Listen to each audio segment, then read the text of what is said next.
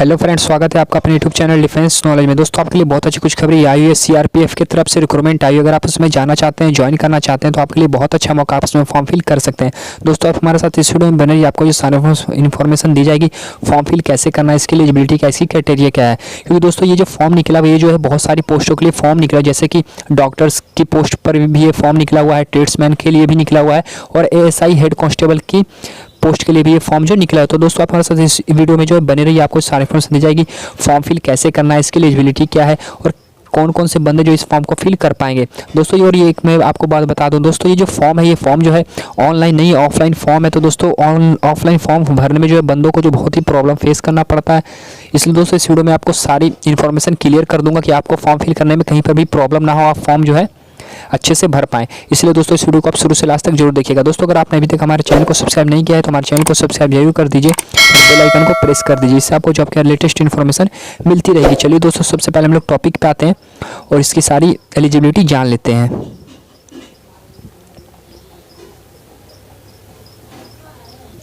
सबसे पहले फ्रेंड्स हम लोग बात कर लेते हैं इसके एग्जाम फी की। दोस्तों इसका जो एग्जाम फी है ग्रुप बी के लिए जो है 200 रुपये रखा गया है और ग्रुप सी पोस्ट के लिए जो है 100 रुपये रखा गया है और SC ST फिजिकल हैंडीकैप और फीमेल कैंडिडेट के लिए जो है 0 रुपये रखा गया है। इसकी जो दोस्तों आपको एग्जामिनेशन फ़ी पे करनी है वो जो है पे करना होगा आपको पोस्टल ऑर्डर के थ्रू या DIGP के थ्रू, जिसमें जो है group centre of CRPF Bhopal को आपको पे करना है। इसकी इंपॉर्टेंट डेट्स जान लेते हैं दोस्तों। ये जो एप्लीकेशन है वो 20/7/2020 से स्टार्ट हो जाएगा।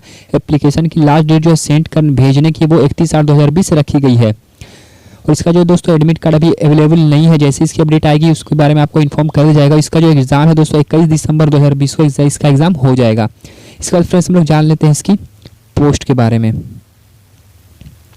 दोस्तों इसका जो टोटल पोस्ट रखा है इसमें जो है 789 पोस्टों के लिए भर्ती आई हुई है। जैसे कि दोस्तों ग्रुप बी के लिए जो है इंस्पेक्टर डाइटिशियन के लिए जो है एक पोस्ट है, जिसमें एलिजिबिलिटी आपका BSc आपका होना जरूरी है, तभी आप इसमें फॉर्म अप्लाई कर पाएंगे। इसमें एज जो है आपकी मिनिमम एज जो है 30 ईयर होनी चाहिए। इसके बाद दोस्तों ग्रुप बी के लिए जो है SI स्टाफ नर्स के लिए जो 175 सीटें रखी गई, जिसमें आपका 12th पास होना जरूरी है और साथ साथ आपका अगर डिप्लोमा या जनरल नर्सिंग से आपने किसी भी प्रकार का कोर्स किया तो आप उसमें अप्लाई कर पाएंगे। इसके बाद दोस्तों बात कर लेते हैं फिर SI रेडियोग्राफर के लिए 8 सीटें रखी गई, जिसमें 10+2 आपका होना जरूरी है और साथ साथ में आपको जो है डिप्लोमा रेडियोग्राफर में आपका होना जरूरी, तभी आप इसमें अप्लाई कर पाएंगे। इसके बाद दोस्तों ग्रुप पोस्ट जो है ग्रुप सी के लिए जो है ASI फार्मासिस्ट के लिए जो है 84 सीटें रखी गई हैं, जिसमें आपका 10+2 होना जरूरी है और इसमें भी आपका जो डिप्लोमा फार्मेसी होना जरूरी है।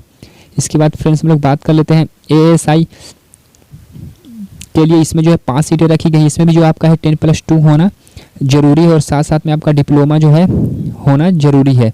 इसके बाद दोस्तों ASI डेंटल की जो पोस्ट है उसमें जो है 4 सीटें रखी गई, इसमें भी जो आपका 10th पास होना जरूरी है और साइंस आपका सब्जेक्ट होना जरूरी है और आपके पास जो है 2 ईयर का डेंटल का जो है एक्सपीरियंस सर्टिफिकेट होना चाहिए।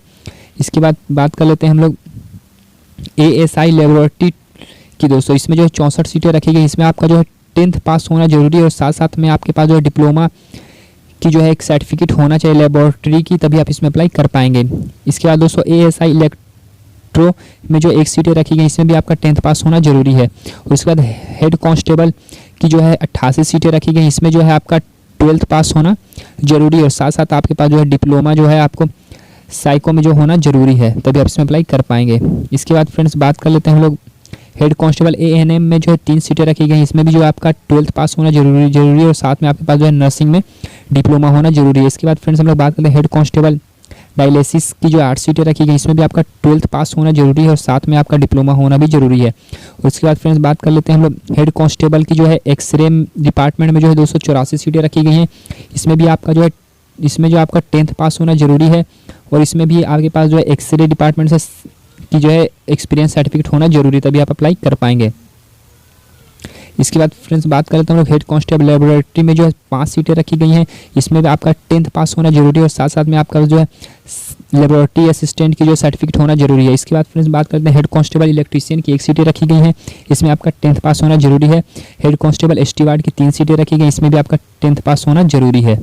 इसके बाद दोस्तों हेड कांस्टेबल मसालची की जो है 204 सीटें रखी गई हैं, इसमें आपका 10th पास होना जरूरी है और 2 ईयर एक्सपीरियंस सर्टिफिकेट आपके पास होना जरूरी है। और इसके बाद दोस्तों इसमें जो कांस्टेबल कुक के लिए 116 सीटें रखी गई हैं, जिसमें आपका 10th पास होना जरूरी है और 1 साल की आपके पास एक्सपीरियंस सर्टिफिकेट होना जरूरी है। और इसके बाद दोस्तों कांस्टेबल सफाई कर्मचारी की जो 121 सीटें रखी गई हैं, जिसमें आपका 10th पास होना जरूरी है और आपको जो है हिंदी लिखना पढ़ना आना जरूरी है। और इसके बाद दोस्तों कांस्टेबल धोबी की 5 सीटें रखी गई, जिसमें आपका 10th पास होना जरूरी है और 1 साल का आपके पास एक्सपीरियंस सर्टिफिकेट भी होना जरूरी है।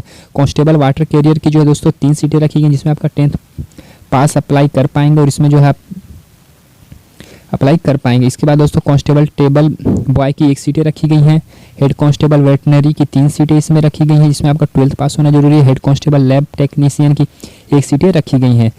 इसके बाद दोस्तों हम लोग बात कर लेते हैं इसके फिजिकल स्टैंडर्ड की। दोस्तों इसमें हाइट जो है जनरल ओबीसी एससी कैंडिडेट के लिए जो है 170 सेंटीमीटर होनी चाहिए और चेस्ट जो है जनरल ओबीसी एससी कैंडिडेट के लिए 80 to 85 सेंटीमीटर होनी चाहिए और एसटी कैंडिडेट की जो हाइट होनी चाहिए वो 62.5 सेंटीमीटर होनी चाहिए और चेस्ट जो है 76.81 सेंटीमीटर होनी चाहिए। लॉन्ग जंप जो है वो मेल कैंडिडेट को 10 फीट फानना है ऑल कैटेगरी को और हाई जंप जो है 3 फीट फानना है। रनिंग जो है मेल कैंडिडेट की 1600 मीटर रनिंग है, जो कि आपको 7.5 मिनट में दौड़ना है। और फीमेल कैंडिडेट के लिए जो है जनरल ओबीसी एससी कैंडिडेट की फीमेल जो है उनकी हाइट जो है 157 सेंटीमीटर होनी चाहिए और एसटी कैंडिडेट की फीमेल कैंडिडेट की हाइट जो है 150 सेंटीमीटर होनी चाहिए। उनको जो लॉन्ग जंप जो है फीमेल कैंडिडेट का 6 फीट है और हाई जंप जो है 2.5 फीट कूदना है और रनिंग जो है 800 मीटर 6 मिनट में कूदना है। अब इसके बाद बात कर लेते हैं फ्रेंड्स हम लोग ये फॉर्म फिल करना कैसे है। दोस्तों ये फॉर्म जो है आपको जो है आप ऑफलाइन फॉर्म है, जैसा कि मैंने आपको पहले ही बता दिया ऑफलाइन फॉर्म इसको भरना है। दोस्तों जैसे आप इसका प्रिंट आउट निकलवा लेंगे, उसमें जो है आपको अपना एड्रेस अच्छी तरीके से भर देना और इस पे जो इसका जो लिफाफा है उस पर दोस्तों आपको लिखना क्या है, परीक्षा का नाम लिफाफे पर लिखना है central reserve police force paramedical staff examination. उसके बाद दोस्तों आपको लिफाफे पर जो भेजना है उसके ऊपर लिखना है DIGP group C central CRPF Bhopal village Banarasi taluk हुजूर डिस्ट्रिक्ट भोपाल MP। इसके बाद दोस्तों ऊपर में जो एप्लीकेशन जहाँ पर आपको सेंड करना है, यहाँ पर जो है एप्लीकेशन दिया हुआ है, इस एड्रेस पर आपको जो है भेज देना है। दोस्तों ये दोस्तों पूरी इसकी इन्फॉर्मेशन थी। दोस्तों अगर आपको कहीं पर भी किसी प्रकार की प्रॉब्लम हो रही है तो आप कमेंट करके पूछ सकते हैं, आपको उसका रिस्पांस दिया जाएगा। ओके दोस्तों, जय हिंद।